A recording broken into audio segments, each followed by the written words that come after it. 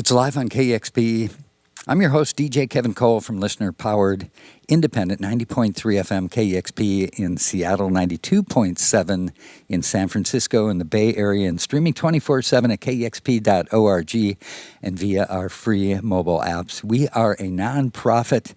These live performances are made possible by donations from listeners and viewers just like you. So thanks to everybody who's donated. And joining us in the studio today, it's Mhaol. Welcome. Thank you. It is great having you here. It's so exciting to be here. We're so far from home. It's crazy. Well, welcome. And how about a set of music, and then we'll chat a bit. Great. Cool.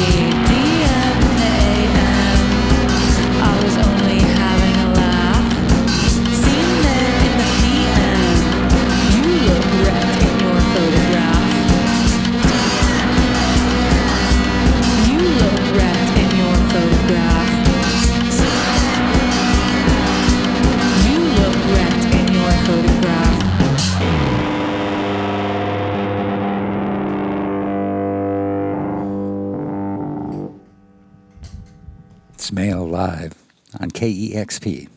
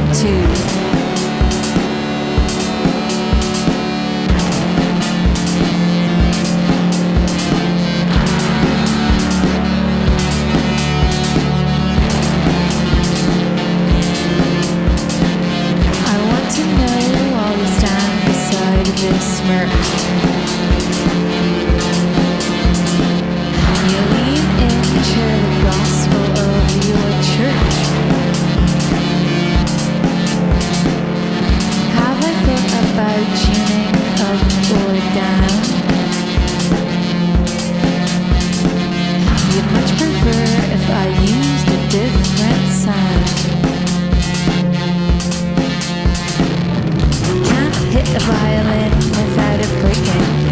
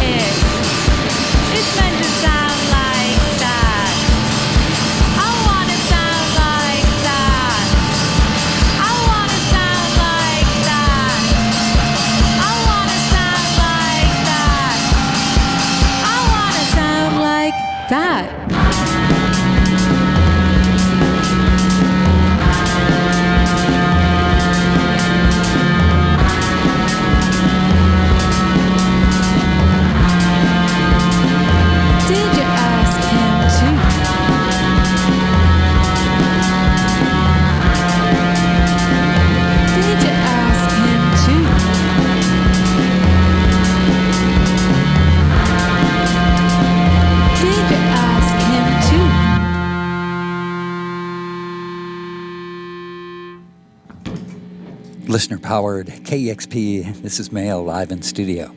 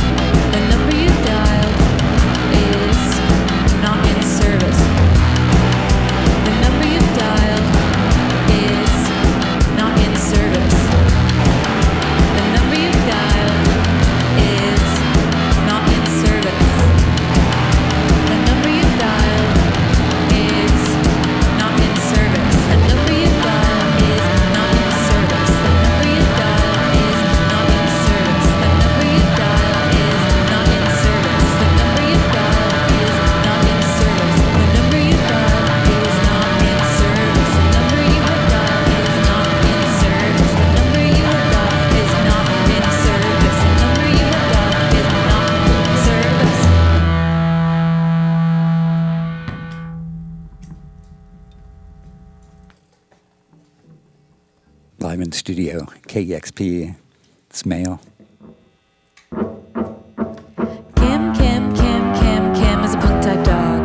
Dogs are a full-time job.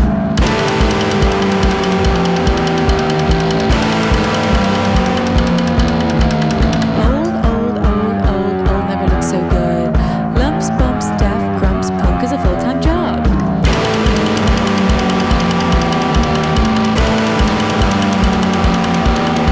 And so is my fucking dog.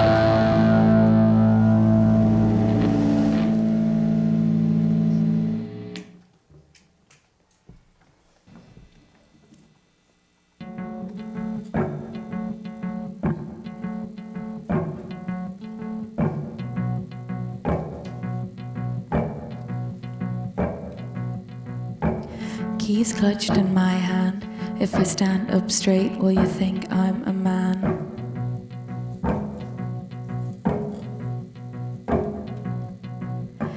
Crisscross the path ahead. If I run really fast, will I make it to my bed?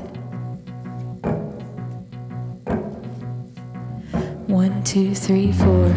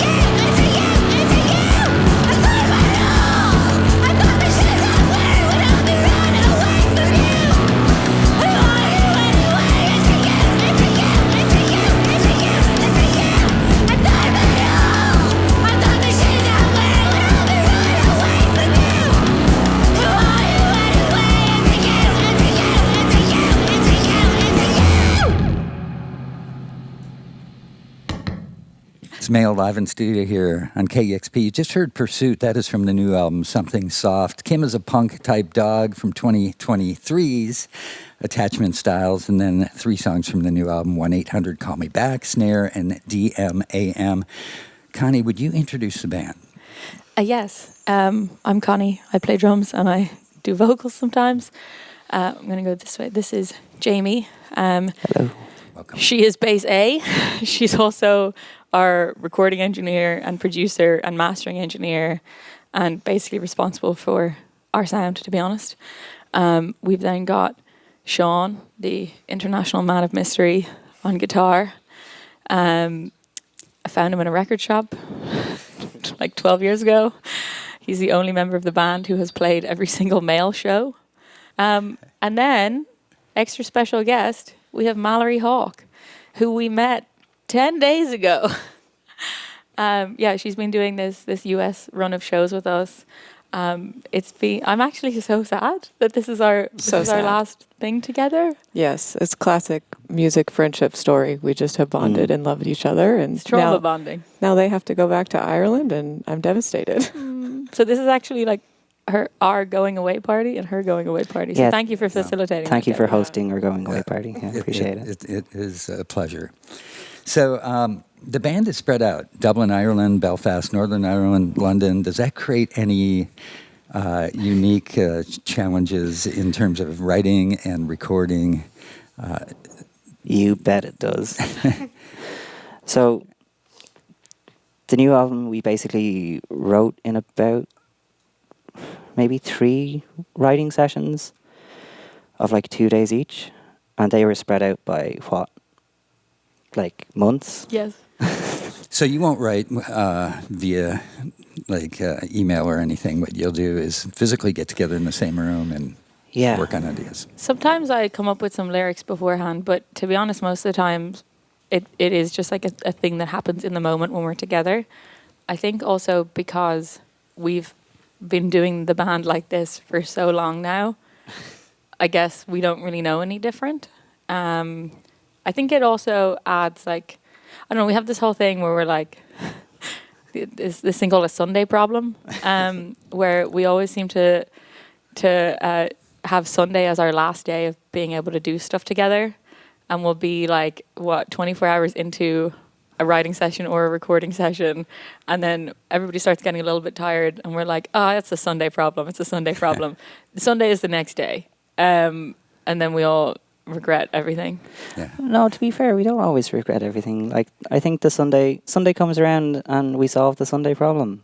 Yeah, we love having time pressure. Yeah. That's our whole thing, is time pressure. The first EP was 3 days. I think 3 days, yeah. Yeah, the album was a week. 5 First days. album was 5 days. That's amazing. Yeah. I booked in the vinyl pressing before we had written anything. Yeah. Oh, cool. I was like, and all the no tours and option everything. now. Yeah. Well, We that's a good way to work. If you know you need those deadlines, and that forces you to get focused and creative. When you say the EP, are you talking about Gender Studies from Yes. 2021? Yes.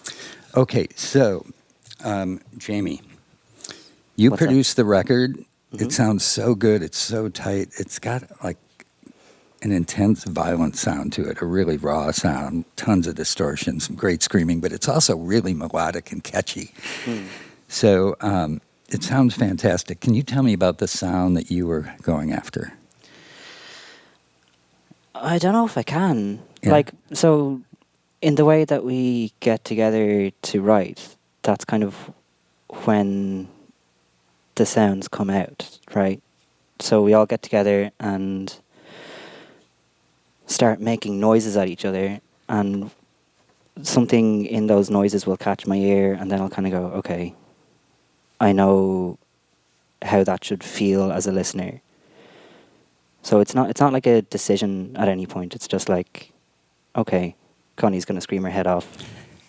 Myself and Sean are going to be playing aggressive, fuzzy sounds. I know how that should be. Yeah. Yeah. Intuitively. Well, you did a fantastic job of capturing it, which I know can be a challenge. It just sounds great. Yeah. So with the first record, it was all done in a rehearsal room.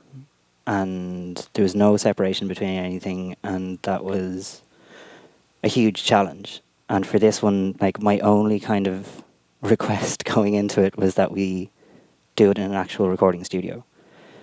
And it's still like a super DIY punk style recording studio, but just being able to have guitars separated from the drums was incredible, so that you can really get the sense of like what the drums are really doing without having like extra bits of guitar kind of floating around and kind of muddying the waters. So yeah, that was really helpful in getting that kind of immediacy and that kind of like clarity on everything. Yeah, I found it a really interesting listen where the production really served the songs, where there were things moving around and you could hear the different distinct layers of distortion. And also some really fun things, that sort of dial tone in 1-800-CALL-ME-BACK mixed with Connie's drums then as they come in. It's really a cool effect. Yeah, I really liked that thing. So it was, a friend of mine gave me that little keypad, and it was just like, she had no idea what it was or why I might like it, but she was just like, you are going to love this thing. And that was years ago. That was like maybe about, yeah, I think that was in like 2015. I think that was like, whatever that is, 10 years ago. And it was kicking around my house for ages, and when it came to writing this record, I was just like, I love a gimmick, right? I love playing bass in a way that isn't traditional. So I'm really good friends with Gilliband, and I've been watching them kind of like be untraditional in how they play and what they play, and that's been really inspiring to me. And then like trying to find my own way into doing something strange like that. Yeah, I realized like, oh, if I put a load of distortion on this phone thing, I can make a little football chant.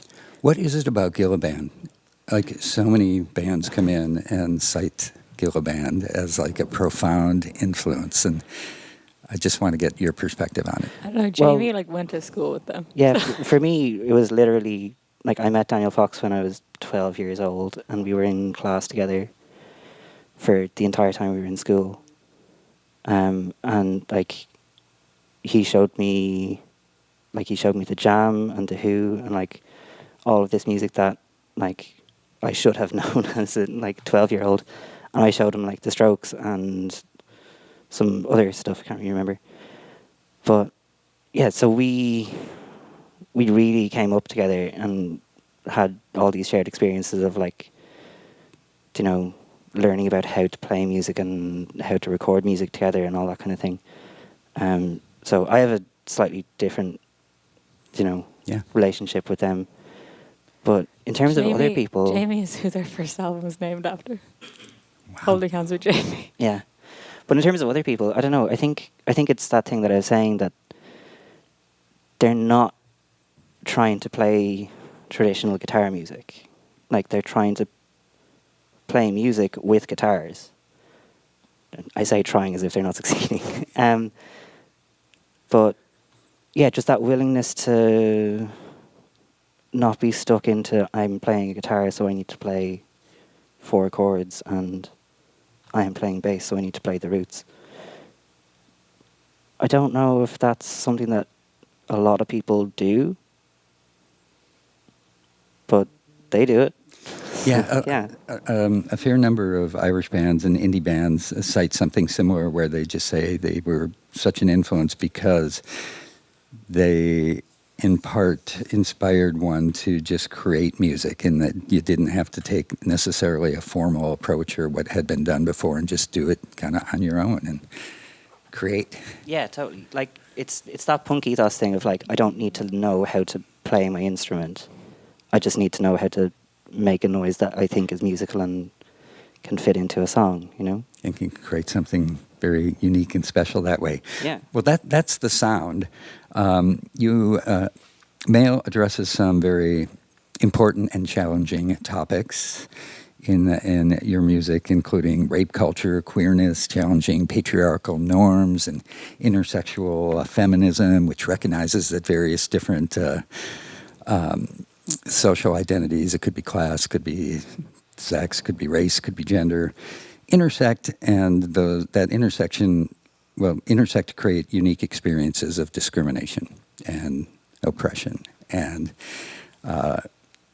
intersectional feminism addresses those overlapping systems of inequality. So tell me about what drives you in terms of writing music, like thematically, and do you ever think about balancing your messages in the music with any sort of desire to create art that might be sort of more accessible for listeners?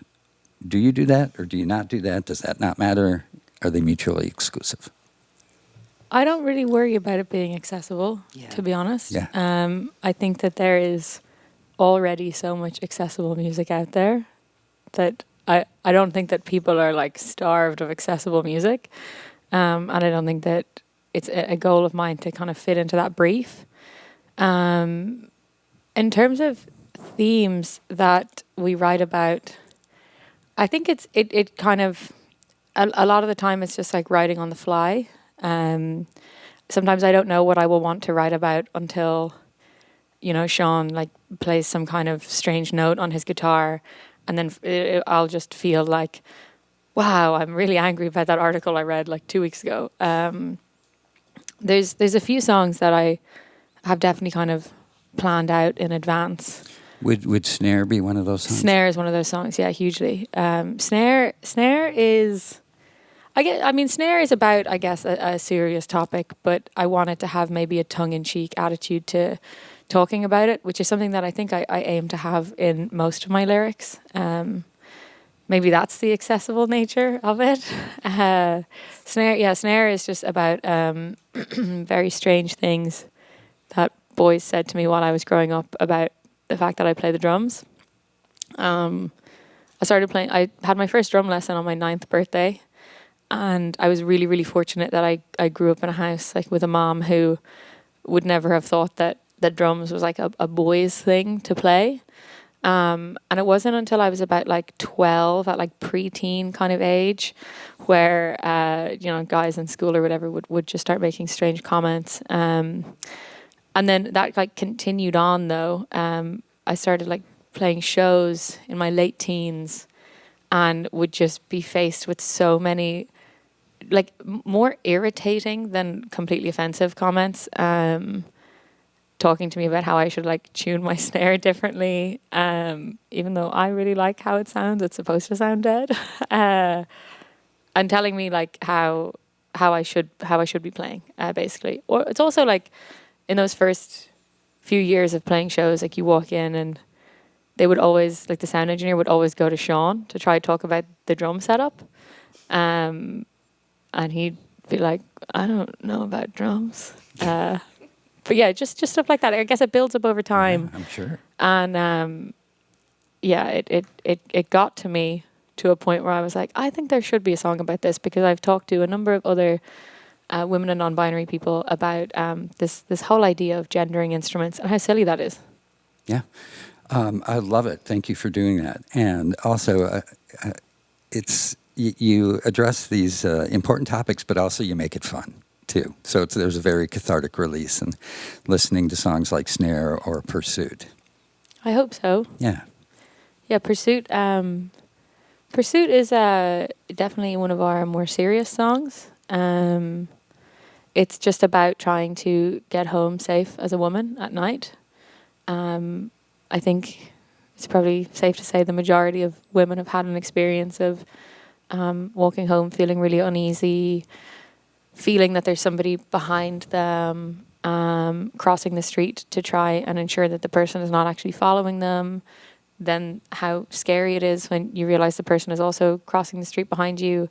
You kind of, it came to me when I was like getting dressed to go on a night out, and I realized that I was choosing an outfit based on how easily I could run away from somebody. And I just, that's something that I've done forever. And it just, for whatever reason on that day, really hit me how silly that is, that I have to do that. Yeah, that you would even think that. Yeah. yeah, I was like, I don't think my brother thinks about this when he's choosing his outfits. So I normally don't ask about band names, but in this case, I think there's an interesting story behind the band name that's also relevant to the ethos of the band. Yes. So the band is Mhaol, but it is spelled M parentheses Haol. Tell me about the name and what that means and why you chose that. I came up with the name when I was like 21, and I thought it was really clever. And It is really clever. it's Yeah. thank you. It's a good joke. I like it. Thank you. It's a joke that everybody outside of Ireland is like, wait, what? But maybe that's okay. Yeah, it's the surname of a pirate queen, an ancient Irish pirate queen called Grania Whale. When you have an M and a H together in the Irish language, it turns into a W sound, like a W sound. So the reason I put the H in parentheses, or brackets as we call them, was to kind of to like make it silent in a way. But she was a total badass. Yeah, if you Google her, sometimes more stuff will come up if you say Grace O'Malley, but her actual name is Grania Whale. She had a shaved head, and yeah, was just like really standing up to the guys at a time when that was not really a thing, I guess. Yeah. So the word male as well means bald in or Irish. blunt. Or blunt. Yeah. Wow. Yeah. So yeah, I was like, well, if you read it as somebody who, naively, I thought if you read it as somebody who doesn't speak Irish, you'll read it as male. But instead we end up with Mhaol. yeah, guys being like, Mhaol, right? I'm like, actually, sure. no, please go away. Well, it's a great name and a great name for the band, and also the Irish pirate goddess Yes. is incredible inspiration that has been name checked in James Joyce's literature, and Dead Can Dance have a song, and just a seemingly cool Yeah, she thread was there. so cool. Okay, one last question. So, Tool Collective. So your records have come out on Tool Collective, Yes. and I believe the new one is also on Merge. So it's like kind of a co-release. Yes. Tell me about Tool. I started Tool in 2020 because everything was falling apart, and I thought, sounds like it's time to start a business. Yeah, I started it with a friend of mine called Emily Kendrick, who works at XL Recordings, and I had been working at another Beggars label, and when we were talking about putting out music for my solo project, I really didn't want it to come out on a record label that was majority owned by a man. I just didn't want a man to be making the most money out of me, to be honest. Mm-hmm. And I was finding it really difficult to find UK labels or Irish labels that were owned by at least 50% women that had like retail distribution. So me and Emily went for an ice cream one day, and she was like, I'll do it with you. And yeah, we used my record as the first one, as like the guinea pig, because I didn't want to take any chances with somebody else's beautiful art. And then we did the first Mhaol EP, Gender Studies, on it as well. And now, yeah, we've got like a partnership now with Merge, which is so exciting. And yeah, it's really cool actually to have like found a label who were up for even having that conversation and recognizing why it's important for us as a band to have like a little slice of Yeah. independence going on at the same time while having a gorgeous team with them. Yeah. Fantastic. So it's Mhaol live in studio here at KEXP. Thank you for taking the time to stop by. I really appreciate it. Thank you so much, Kevin. And thanks to the KEXP crew. Thanks to all of you listening and watching. And thanks to everybody donating. Your donations make these live sessions possible.